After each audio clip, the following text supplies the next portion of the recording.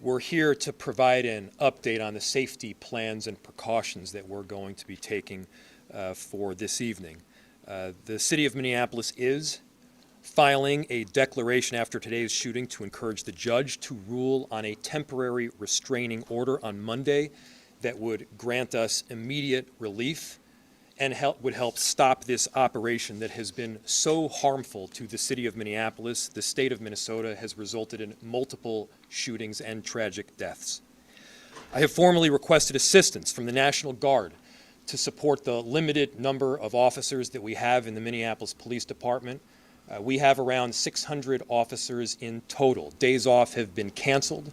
Our incredible Minneapolis police officers have been working tirelessly to do their day-to-day work, and simultaneously they are put in the middle of these chaotic situations. We will not be able to do this on our own, and so we are getting assistance from both mutual aid jurisdictions as well as the request to the governor for the National Guard, and we're appreciative of the assistance. Our community is tired. Our officers are tired. Our businesses are tired. And this additional support is necessary. And again, the chaos that we are seeing is caused directly by ICE, Border Control, and this federal administration. Our top priority is keeping our neighbors and businesses safe, and the additional support will help us do that. Our community service officers are helping to deliver food to families that are in need. Community members are out there peacefully protesting, making sure that their voices are heard. They're escorting workers to their jobs. They're taking care of daycares. It has been extraordinary how people around our city have stepped up during this difficult time, and there is an incredible group of leaders in senators and members of Congress that are here with me to deliver a powerful message in just a couple of minutes. We're also working closely with our immigration task force to make sure that clear and transparent information is coordinated. We'll continue to do everything in our power to keep our neighbors safe and to stand up for our immigrant communities. Most of the protests that we've seen have remained peaceful. Let's keep it that way. Let's not counter Donald Trump's chaos with our own version of chaos here. I understand that people are angry. I'm angry. I understand that people are experiencing trauma. It makes sense. Our communities have been placed on the very front line, and this has been ongoing now for weeks. It must end. Remember, it's only our city that will suffer if there is damage or destruction that is done. Finally, to the victim's family and friends, our hearts are with you. Our love goes out to you. I know that there is nothing that I can say right now that will ease the pain. But I hope you know that Minneapolis cares deeply for you. There are 435,000 residents that will do everything possible to stand with you. With that, I'll turn it over to Chief O'Hara, who can give more of an update on the plans for tonight.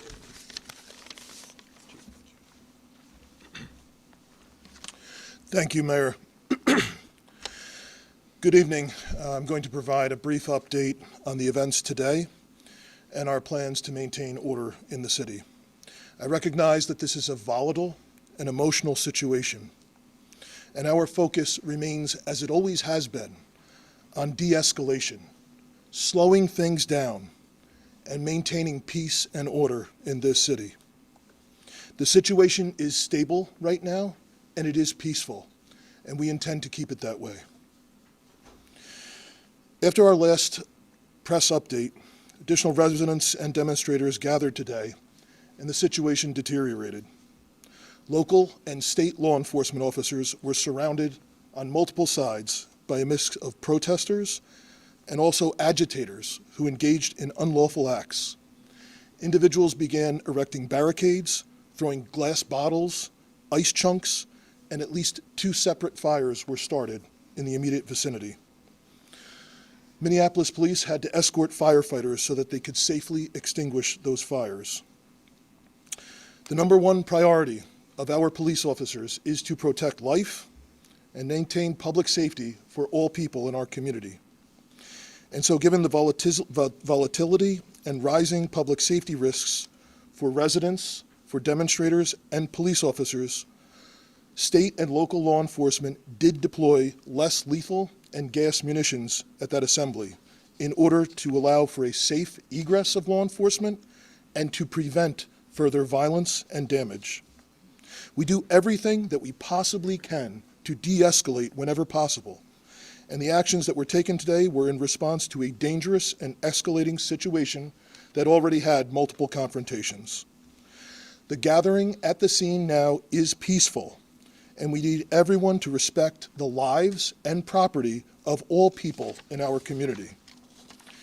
In order to maintain that peace, we have established a vehicle exclusionary zone in the affected area. That zone has allowed traffic to be safely managed and has significantly reduced the risk of escalation, ensuring access for emergency vehicles, for residents of the area, and for lawful, peaceful demonstrations. This zone will be maintained by uniformed police officers of the Minneapolis Police Department, working alongside members of the Minnesota National Guard. National Guard members will be wearing fluorescent yellow safety traffic vests and will be working alongside uniformed Minneapolis police. In addition to the Minnesota State Patrol and Hennepin County Sheriff's Office that assisted at the scene, the St. Paul Police, Ramsey County Sheriff's Office, and numerous Hennepin County suburban police departments are assisting with answering 911 calls in the city of Minneapolis today. The loss of human life, yet again, is a tragedy. We pray all people can recognize that, and we extend our condolences, as the mayor has said, to the loved ones of the deceased. To the people of our city, we understand that the pressure has been building for weeks. We understand the hurt and frustration that this causes. But again, if you choose to come out, if you choose to demonstrate, peacefully assemble, do so lawfully, and understand that the men and women in this uniform standing here tonight are committed first and foremost to protecting the lives of every single person in this city. We will continue to monitor the situation and provide updates as needed. Senator? Thank you. Thank you, Mayor. Thank you, Chief, for your strong leadership during this crisis. I'm joined today by Senator Smith, as well as Representatives McCollum and Morrison, and joining us in a statement are Representatives Craig and Omar. Our message is really clear and straightforward. We need ICE out of Minnesota.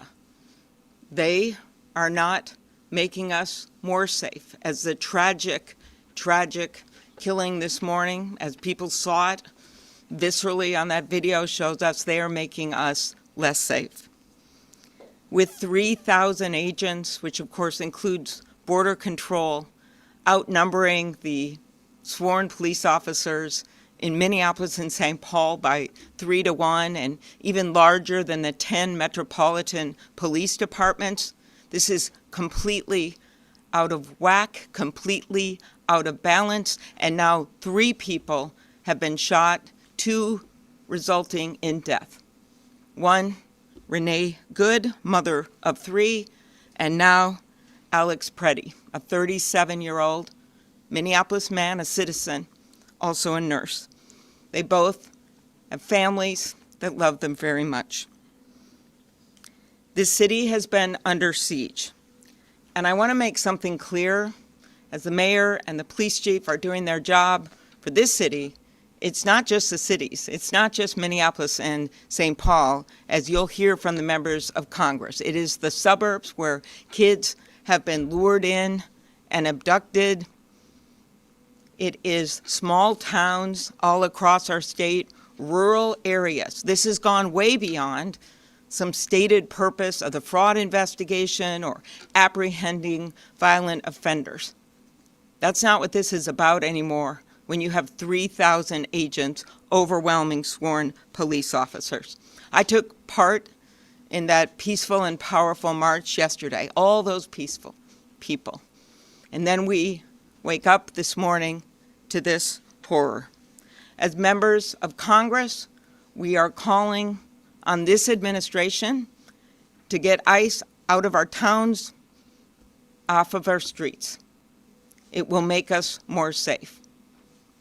We, as a congressional group up here, strongly opposed the ICE funding this week. We opposed it this summer when our Republican colleagues tripled the budget, $75 billion. It is now more than the FBI. They reduced the training from 5 months to 47 days. And these are the results. We are also calling for a full and transparent investigation. We have done this before in Minnesota, coordinating with local and state and federal law enforcement. And if they're not going to do it, then they need to get out of the way and allow our very professional Bureau of Criminal Apprehension to conduct the investigation into these killings. And finally, we call on our Republican colleagues to stand with us. I know they know what's going on here because it's happening in their own districts. We have, of course, these shootings, but it is a lot more than that. They know that something's wrong when a Hmong elder is pulled out of a house in his underwear and slippers, and they figure out about an hour later they got the wrong guy, and in fact the guy they were looking for is actually in jail. Or a 2-year-old, a case my office worked on, in addition to hundreds more, who's taken with her dad and then put on a plane to Texas when her mom is desperately trying to get her. We got her back, but none of this should be happening, none of it. So we call on our Republican colleagues to join us because we have warned this administration, I have personally warned them that there would be more deaths, that more of this would happen, and clearly they're not listening. So we ask people around the country to talk to their Republican representatives to make clear that this is not the America that is ours. This has got to stop. And with that, I turn it over to my colleague, Senator Smith. Good afternoon, everyone. So today, federal agents beat and then shot multiple times and killed 37-year-old Alex Jeffrey Preddy, a U.S. citizen, a Minneapolis resident, and a VA nurse. Eyewitness video shows, once again, reckless, violent, and dangerous federal agents taking the life of a Minnesotan. And rather than following standard law enforcement practice, which is focused on public safety and de-escalation, they have killed another person. And the Trump administration has already called Alex Preddy a domestic terrorist. He was a nurse. We send our heartfelt condolences to his family and to his friends. And all Americans should be outraged at this unaccountable, violent federal force which is operating with impunity in our city. And you need to know, America, that if it can happen here, it can happen in your community too. So we gather here to say, first, I want to say to the President, you must stop Operation Metro Surge immediately and send these ICE agents home so our communities can be safe. Second, it is essential that trusted, impartial state investigators at the BCA are allowed to fully investigate what happened here today. Third, I urge my neighbors to express our grief and outrage at this killing and at the federal invasion of our cities peacefully and with the love that we showed yesterday when so many thousands of us showed up in support of our community. And finally, we must have our Republicans in Congress, they must join with us to condemn this violent and unfettered violent abuse of power and to stop it. And they can do that by refusing to fund this agency so long as it continues to kill and terrorize Americans. That is what Senator Klobuchar and I will be working on in the United States Senate. And I just want to close by thanking so much the local law enforcement and fire departments, not only here in Minneapolis, but all across the state that have been doing everything that they could, everything that you can to keep our cities safe. I once worked in City Hall, and I know what it's like, and I am so grateful for their relentless work to keep our communities safe. Representative McCollum.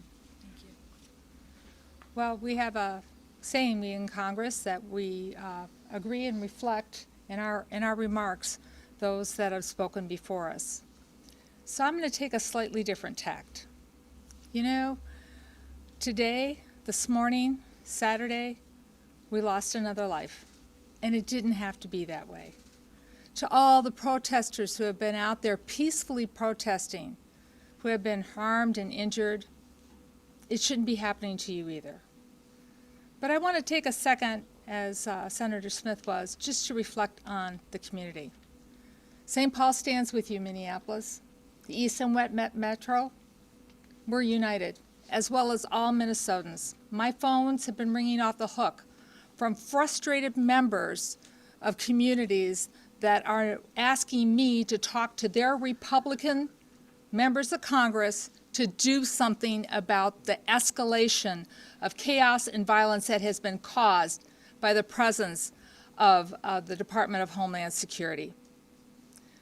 Representative Morrison and I, along with Representative Omar and Craig, had an opportunity to show with our votes on the House floor just this week how disappointed we are that the president refuses to listen. Oh, well, we're more than disappointed. We are outraged. Part of the bill that was on the floor was to provide more body cameras for ICE. Well, they have them already in the thousands, and they refuse to wear them. So, Secretary Noem, have your officers suit up and put on their body cameras, just like our law enforcement does. To our law enforcement here, we appreciate you, especially those of you who have been working the extra shifts. To the school boards, to the community service volunteers, everybody out there in this community, you make us so proud to represent you in the United States Congress. We hold our head up high with how Minnesota is reacting to this. We celebrate 250 years of this United States of America. And I'll close with quoting Benjamin Franklin. He came out of the Constitutional Convention and he said, it's a republic if you can keep it. Well, we're showing we want to keep it a republic with peaceful protesting. Stay calm, be safe, take care of one another. And when you see a National Guards person out there trying to relieve one of our police officers, know that they're there to protect you. So please respect everyone out there trying to keep us safe. And with that, I'd like to welcome up my colleague from the West Metro, Representative Morrison. Thank you, Representative McCollum. You know, the day after tens of thousands of Minnesotans showed the world how to stand up peacefully against this administration's cruelty, lawlessness, and unacceptable occupation, and demand that ICE leave our state and end this federal invasion, the world is watching yet again as one of Donald Trump's federal agents have shot and killed another United States citizen in broad daylight in the middle of the street. First, we lost Renee Nicole Good, and now Alex Jeffrey Preddy, a 37-year-old man, a Minnesotan, an ICU nurse, a resident looking out for his neighbors as Minnesotans always do. And I do want to pause and offer my deepest sympathy and profound condolences to Mr. Preddy's family and friends. I am so sorry for your unimaginable loss. And we are once again now being asked to deny what we saw with our own eyes. We watched the videos of a masked federal agent shooting Alex in the back multiple times while he was pinned down by more than 6 other masked federal agents. And once again, DHS has come out with a predetermined narrative that contradicts everything we saw with our own eyes. 2 37-year-old Minnesotans are now dead. A poet and a nurse. For what? We cannot lose any more lives. We need a full, transparent, and comprehensive investigation led by our BCA. And ICE and Border Patrol need to halt all operations in the state and leave immediately. And Congress cannot be complicit in facilitating these lethal operations and federal occupation of our cities. We are standing here as a united front today, pleading for our Republican colleagues who control the Congress and who took the same oath to defend the Constitution and uphold the rule of law that we did, to stand up and stop this. Put your state and your country first. Put it ahead of your loyalty to this president. Minnesotans are in agony, watching their communities terrorized and families torn apart. ICE and CBP agents are traumatizing our communities, violating Minnesotans' constitutional rights, unlawfully detaining and arresting United States citizens, racially profiling people, forcing schools, restaurants, and businesses to close. And people are dying at the hands of these federal agents. It has to stop now before anyone else is hurt. And I return it to the mayor. Thank you. I'll just point out, again, the difference between tens of thousands of people just yesterday peacefully protesting, standing up for their neighbors, no injuries, no damage to property. That is how Minnesota and Minneapolis shows up versus what we saw again this morning. That is what is causing chaos on our streets, those actions that we saw on video, and you can believe your own eyes. With that, we'll open it to questions. Senator Klobuchar, are you willing to use every lever of power at your disposal as a member of the minority party to stop what is happening here, up to and including a government shutdown? Right now, we are focused on getting ICE out of this state. And of course, we will use every lever that we have.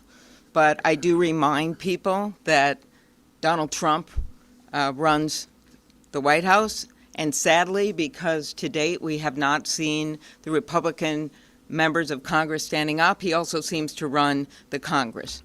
But the point here is that there are many changes that we could make. You know, why aren't we helping fund local law enforcement instead of what they did with this bill last summer where they tripled the budget? And why aren't they pledging to have a full investigation of what happened? I have a lot of respect for our local law enforcement here, and I appreciated the words of some of my colleagues who talked about the fact that people have to differentiate here with what they're doing on the front line every single day. So there are many things we could do. Budgets are a value choice, and that's what we're asking our Republican colleagues to do. I work across the aisle all the time. I work with them, and I know that many of them understand that what's going on right now is wrong. And so the way to get to a higher ground, honestly, is to get them to get ICE out of our state right now, to call the president, to speak out as we have been doing day after day after day, and to remember these little kids who are afraid to go to school, and to remember the people who are legal citizens who are wrestled to the ground, yelling, "I am born here, I was born here," and to remember these two that we've lost. And I hope that's something that they all take home and that the people of this country do as they look at how they can get this administration to stop this. Mayor Front, can you talk about the legal case that you were pursuing and how this shooting changes your strategy? What is your best case scenario on Monday when you go to court? Yeah. So there's two forms of request that we have been asking for. The first was this temporary restraining order. The other possibility is some form of injunctive relief. Now, I don't want to get too into the details because I'm bound to get something wrong, but the question is one of urgency and immediacy. The issue is that we recently saw somebody shot and badly injured. We then saw somebody shot and killed, and that was the second one. Chief, I think we've only had 3 homicides in the city this year. Is that right? 2 of them, ICE. 3 homicides. 2 of them were from ICE. And so the relief that we're asking for is stopping this Operation Metro Surge in the immediacy. It's preventing this massive influx of agents that is making it very difficult for us to do our jobs in the city as well as we need to do them, and we need to do regular day law enforcement as well. Yes? They defied a search warrant this morning. Do you think they'll abide by a court order from the federal judge? They have to abide. So the question is, they defied a search warrant this morning. Will they abide by a court order by a federal judge? Everybody listen to that question. The question is, will this administration abide by a court order? These are the underpinnings of our democracy, of our republic, and of this Constitution. The answer better be yes. Whether you're a Democrat or you're a Republican, you abide by those court orders. The answer has to be yes if you are a patriot for this country. And so, yes, my expectation is that they will abide by the court order because there is not an alternative. Fry, if I can just ask you, and also Senator Klobuchar and the other legislators, the rhetoric today seems back to where it was in the aftermath of Renee Good, if not even higher. Senator Klobuchar posted on X, Stephen Miller, then the President's aide slammed Senator Klobuchar's post. I mean, this is going on. The vitriol is through the roof on social media. Is there any way, or how are you going to come together? I mean, is there any way to approach the other side? Yeah. I'll answer for myself and from the city's perspective, and certainly turn it to Senator Klobuchar.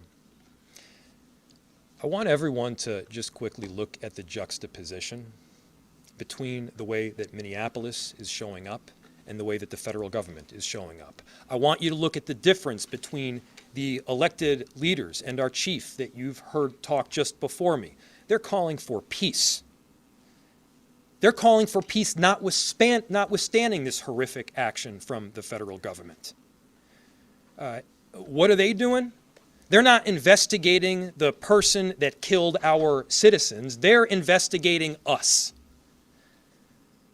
This is political retaliation. This is about a political narrative, and that narrative is making people less safe. A number of us have spent the last few weeks making our views clear, standing our ground, but also reaching out to this administration, to Republican leaders, to try to get them to understand how dangerous this is, how unsafe this is.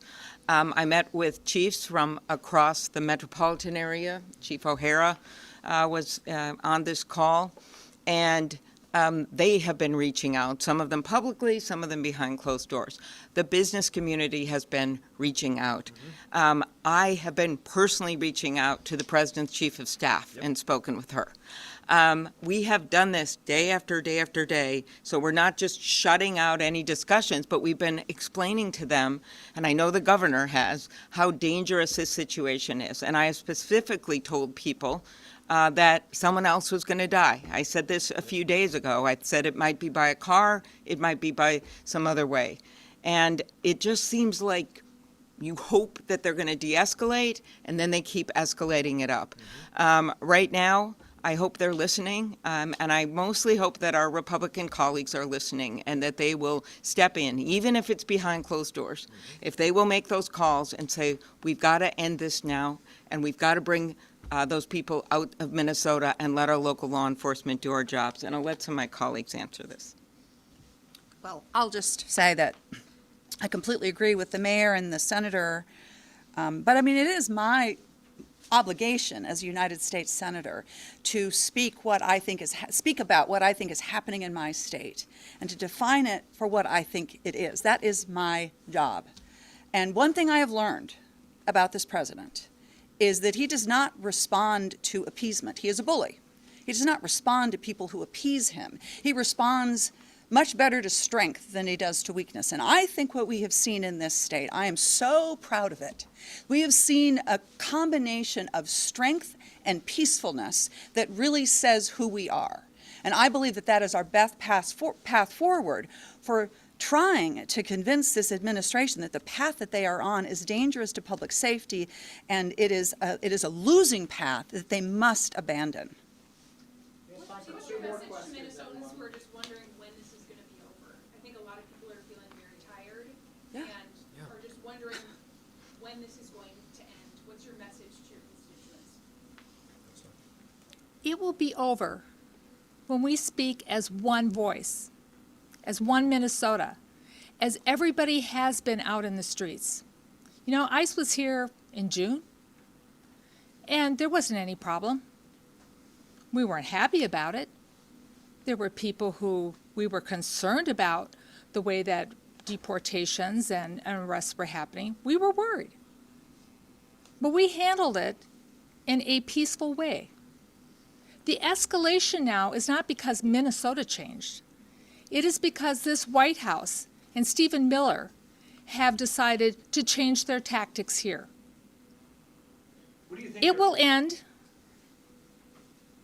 It will end when our colleagues who are hearing from their constituents because they are reaching out to me and others listen to their constituents and stand with their constituents and not stand with a White House that is not following the Constitution, breaking our laws, and not living up to the values of this country. That's when it will end. What do you think the end game, what do you think the end game is for Donald Trump at this point? What is he hoping to accomplish with this? Anybody out there? All right, we've been listening to members of Minnesota's congressional delegation, Democrats there, talking about this morning's shooting. Senator Amy Klobuchar saying we need ICE out of Minnesota, and they're calling on the federal government to pull back on the number of agents in our state right now.